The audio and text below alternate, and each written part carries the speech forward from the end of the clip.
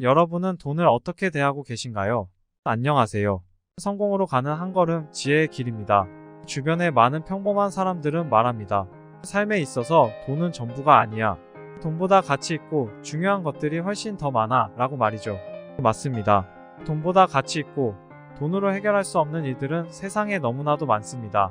하지만 살다 보면 돈 때문에 너무 많은 것들을 잃게 됩니다. 갖고 싶은 것을 포기해야 하고 재산 상속 문제로 가족들과 치고 받고 싸우거나 은행 빚을 못 갚아 파산하는 경우도 많습니다. 전부가 아니라고 생각하는 돈 때문에 삶의 전부를 잃게 되는 경우는 너무나도 많습니다. 가난한 사람들은 현실에만 안주하며 성공에 대한 욕심을 버립니다. 돈이 전부가 아니라는 자기 위로를 하면서 말이죠. 사실은 본인들의 처지에서 벗어나려는 노력을 하고 싶지 않아 변명거리를 만드는 것에 불과합니다. 어떤 분야에서 성공을 이루고 싶다면 그에 대한 공부를 해서 충분한 지식을 쌓아야 합니다. 정치가가 되려면 정치 공부를 해야 하고 운동선수가 되려면 그 종목에 대한 공부를 해야 합니다. 그렇다면 돈이 많은 부자가 되기 위해서는 어떻게 해야 할까요? 당연히 돈에 대한 공부를 해야 합니다. 성공한 부자들은 돈의 속성에 대해 너무나도 잘 알고 있고 가난한 사람들은 돈의 속성에 대해 너무나도 모르고 있습니다. 이것이 부자와 가난한 사람을 나누는 결정적인 요인이 되어 부자는 더 부자가 되고 가난한 사람은 더 가난해지게 되는 것입니다. 여러분들은 돈의 속성에 대해 얼마나 알고 계신가요? 무일푼 미국 이민자에서 글로벌 사업가로 성공한 스노우 폭스 김승호 회장님은 자신의 저서 돈의 속성을 통해 돈에 대한 비밀을 알려주고 있습니다. 부자가 갖고 있는 돈에 대한 태도, 부자와 가난한 자를 나누는 비밀에 대해 얘기해 보도록 하겠습니다. 그럼 지금 시작하겠습니다. 첫 번째, 돈을 존중하는 태도. 김승호 회장님은 여러 강연을 통해 수없이 얘기하고 있습니다. 돈은 인격체다 라고 말이죠. 돈은 유행에 따라 모였다가 흩어지기도 하고 자기를 소중하게 대해주는 사람에게 붙어 있기를 좋아합니다. 또한 함부로 대하는 사람에게는 패가 망신의 보복을 퍼붓기도 하고 충분히 존중을 해주는 주인에게 돈은 자식을 낳거나 친구를 데려와 부자로 만들어주기도 합니다. 이런 돈의 속성은 인격체와 같습니다. 사람들은 나를 존중해주지 않는 사람에게 호의적으로 대하지 않습니다. 돈도 마찬가지입니다. 이는 단순히 돈에만 적용되는 것이 아니며 모든 것에 적용되는 상식적인 이야기입니다. 만약 내가 돈을 함부로 대해 낭비를 한다면 다른 사람 또한 나의 돈을 함부로 대하게 됩니다. 도박이나 음주가무 등의 돈을 쉽게 쓰고 한탕주의에 취해 운을 바라고 복권만 산다면 돈은 금방 나에게서 떠나갑니다. 이렇게 나에게서 떠나가는 돈은 다른 친구들을 데리고 떠나고 그 돈들이 또 다른 친구들을 데리고 떠나면서 돈이 사라지는 속도는 점점 빨라집니다. 반면 돈을 존중하고 진심으로 아껴준다면 그 돈은 다른 친구를 데려와 나에게 머무릅니다. 그 돈들이 또 다른 친구들을 데려오면서 점점 많은 부가 쌓이게 됩니다. 돈을 대하는 태도를 보면 그 사람이 부자가 될 것인지를 가늠할 수 있습니다. 저자는 이 책을 통해 본인이 겪은 경험을 얘기합니다. 지인들과 길을 가던 중 백화점 앞에서 구걸하고 있는 노숙자를 만나게 됩니다. 김승호 회장님과 지인들은 노숙자를 안타깝게 생각해 주머니에 있는 돈을 나눠줍니다. 얼마 후 노숙자는 저녁값을 벌었는지 그 자리에서 짐을 챙겨 떠날 준비를 했습니다.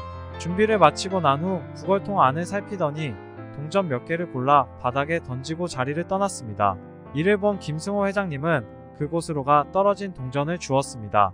그 동전은 3페니, 하나로 약 11원 정도 되는 돈이었습니다. 아무것도 살 수 없는 3페니를 김승호 회장님은 다시 주워 주머니에 넣었습니다.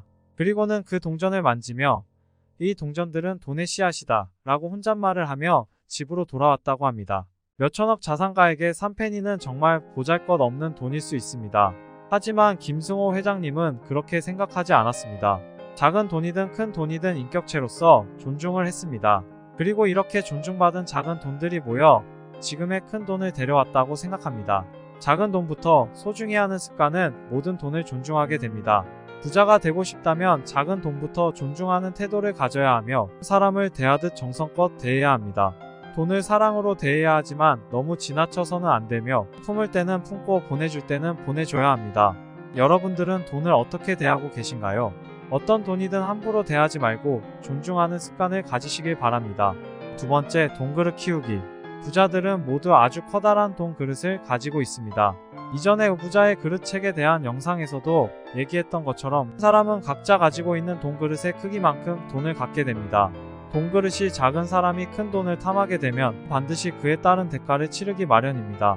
일확천금을 노려 남의 의견을 듣고 투자에 성공한 사람들은 남의 의견을 따라하다 결국 망할 수밖에 없습니다. 경제위기가 오면 반드시 벼락부자들이 탄생합니다. 그러나 반대로 벼락거지들도 함께 탄생합니다. 본인의 지식 없이 남이 주는 정보만 따라 투자를 한 결과입니다. 남이 주는 정보는 항상 한 발 늦습니다. 이미 다른 사람들이 수익을 거둔 다음이기 때문입니다. 그러니 그제서야 들어가면 수익을 거둔 사람들은 빠져나가기 때문에 자연스럽게 주가 하락에 걸려 손실을 볼 수밖에 없는 것입니다. 돈그릇이 작은 이유는 충분한 금융 지식이 없고 돈에 대한 경험이 없기 때문입니다. 이는 반드시 투자나 사업을 하는 과정에서 문제를 만들게 됩니다. 돈그릇이 큰 사람들은 본인의 판단하에 결정하고 움직입니다. 남의 의견을 따르는 것이 아니고 주도적으로 이끌어 나갑니다. 김승호 회장님은 부동산이나 주식에 투자를 하더라도 절대 남의 의견이나 시장 상황을 따라가지 않는다고 합니다.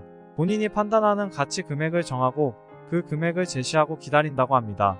이 거래 과정에서 상대방이 제시하는 금액은 전혀 중요하지 않다고 말합니다.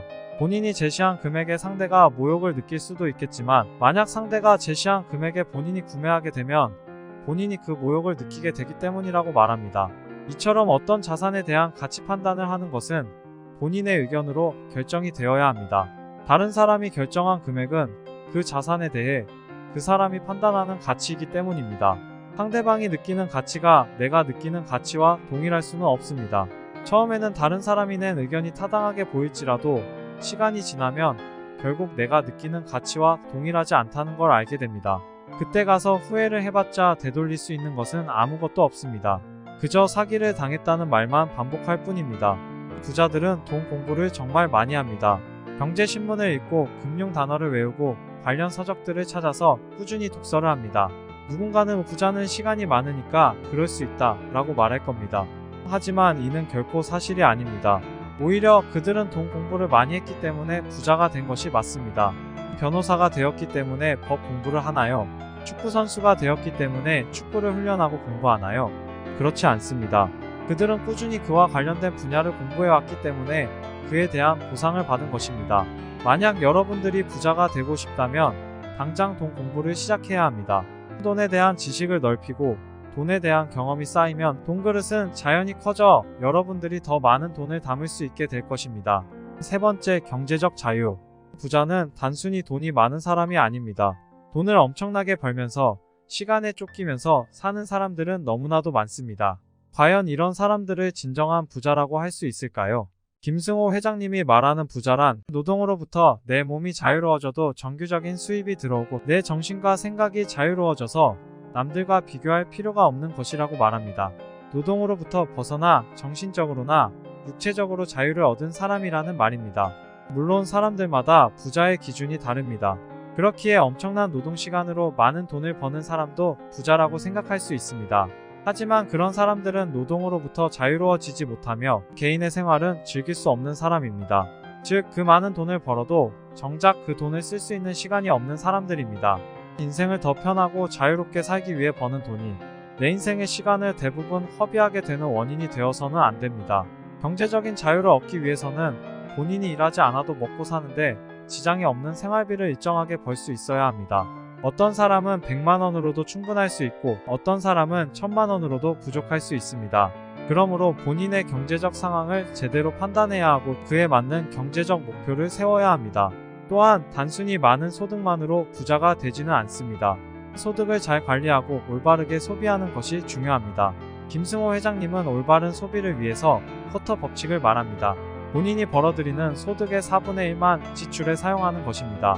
소득이 높다고 절약하지 않고 흥청망청 돈을 쓴다면 저축되는 돈이 없게 되고 저축되는 돈이 없으면 어딘가에 투자되는 돈도 없게 됩니다. 투자되는 돈이 없으면 돈이 돈을 만드는 시스템을 갖출 수 없게 되고 이는 곧 끊임없는 노동을 통해 소득을 창출해야 하는 것을 뜻합니다. 노동에서 벗어나지 못하게 되면 경제적 자유를 얻을 수 없고 이는 부자의 삶과는 거리가 먼 삶일 것입니다. 절약하는 습관이 몸에 배어 있어야 지출되는 생활비를 절약할 수 있고 엄청나게 큰 돈이 아니더라도 경제적인 자유를 빠르게 달성할 수 있게 됩니다. 부자란 경제적 자유를 얻은 사람입니다. 경제적 자유란 노동으로부터 벗어나도 일정한 수입이 꾸준히 들어오는 상태를 말합니다. 돈이 돈을 버는 시스템을 빠르게 갖추고 절약하는 습관을 들여 여러분의 자유를 60, 70대까지 미루지 마시고 빠르게 달성하시기를 바랍니다. 가난한 자들은 더 가난해지고 부자는 더 부자가 되는 이유는 돈의 속성 때문입니다. 돈은 인격체다. 돈은 각자의 돈그릇 크기만큼만 모인다. 돈은 다루기에 따라 사람들에게 자유를 준다. 부자들은 돈의 속성을 잘 알고 있습니다. 돈은 사람들을 행복하게도 만들고 불행하게도 만듭니다. 어떻게 대하느냐에 따라 부자로도 만들고 파산한 거지로도 만듭니다. 돈이 세상의 전부는 아닐지라도 전부를 빼앗아 갈 수는 있습니다.